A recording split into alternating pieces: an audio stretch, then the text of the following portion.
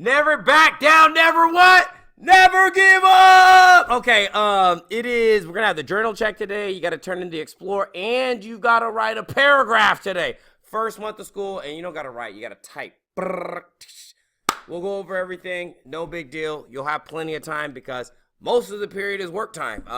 We did the lab yesterday. We'll talk a little bit about the lab today, but most of the period, again, is work time. Okay, cool. So just remember, we do have a food drive. So let's fill the bus up. So get them cans in by next Friday. So we got 1 week. So today is Friday the 13th. I don't know what that means. Whatever that is. Okay, anyhow, it's Friday the 13th. But regardless, we got 1 week to fill the bus up. Let's make that happen, and let's help some people. You know what I'm saying? By the way, to my 6th period class, I apologize. I haven't really announced this, so I'm announcing it now. Like 6th period, we got to win. I heard we can get the double up lunch. So I'm going to send out a parent square to all the parents in 6th period, and we're going to handle the business. Let's go. All right. So here we are right here. I'm going to pause and get this screen big, and then we're going to talk about it. Okay, so let's just zero in on this part right here. Okay, cool. So let's just zero in on this part. So this should be the data that you got from the lab yesterday, right? And you won't have exactly these numbers, but however, your numbers should be close. And so just double check that. Did you get about 1, 2, and 3 newtons for the gravity, right? Did you get somewhere around, I would say, 0.2 to 0.3 newtons for the first one as far as the force required to drag? And so you should be somewhere close in here, somewhere close in there, right? Even when I look at the technical answers, there's our 0.25 newtons, right? 0.5. And again, there might be slight variation, right? So it should be close to this. But what you should see is that what's happening with each increase in weight, you see that it requires more force in order to drag the bag. So that gives you some correlation. Like the more weight there is, then the more force that's required to either pull or push an object, okay?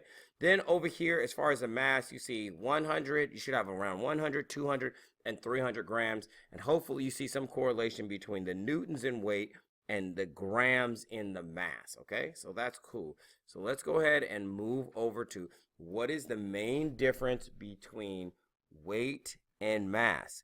Well, one of the main differences, right, is that weight is a what? Hopefully you got this. Weight is a force, right? And mass is what? Mass is how much stuff, right? Or what we would call matter or molecules, atoms, any of those things, right? So I'm going to put matter in there. Is something made of, right? All right, cool. So by the way, I think I'm going to go down to one more size down. Bam. Okay. So what is the relationship between mass and weight? So what would you guys say is the relationship? How are these two things related? So hopefully you got this, and it seemed like this. The more weight an object has, then the more mass it has. Does that make sense? So that is easy. That's what I would say. The more weight, or since it asked for mass first, I'll put the more mass an object has, so the more stuff that an object is made out of, then, or the object, let's go, has, then the more it weighs. All right, cool. Now use your data to predict what a 400 gram bag would weigh. So we need to make a prediction about a 400 gram bag and what it would weigh.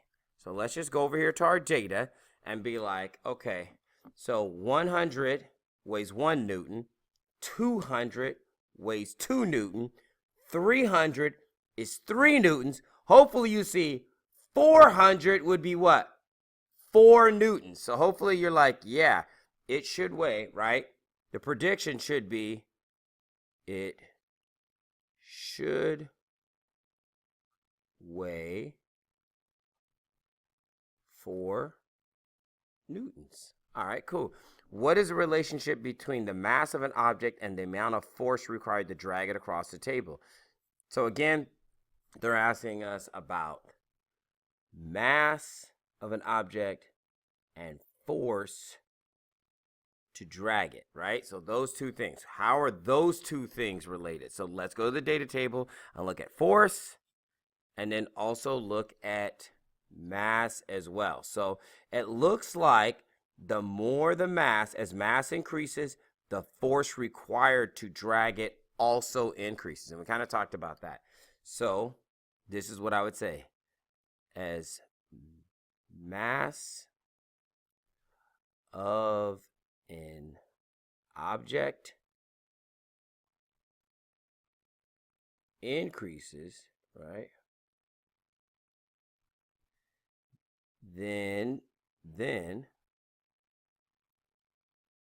more force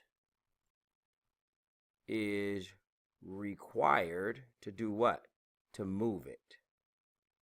Right? Here, let me scoot over. More force is required to drag or move it. Drag it. Okay, cool. Now, based on your data, how much force would you predict a 400 gram bag? Again, so based on your data, how much force do you predict a 400 gram bag would require to be pulled across the table? Again, I'm underlining the things that happen. So how much force would you predict that a 400 gram bag to be pulled across the table, right? So that's just pulling all the important things. By the way, that's how you should diagnose a word problem. So we're pulling all those things out. Okay, cool. So again, it looks like in my data that it's increasing by 0.2, 0.2, 0.2. So according to my data, again, you got to look at your data. How much does your increase by each time? So mine increases by 0.2. So I'm going to go with 0. This is my prediction, right? This is my prediction. So I'm going to put prediction, and I would be like 400 gram bag again.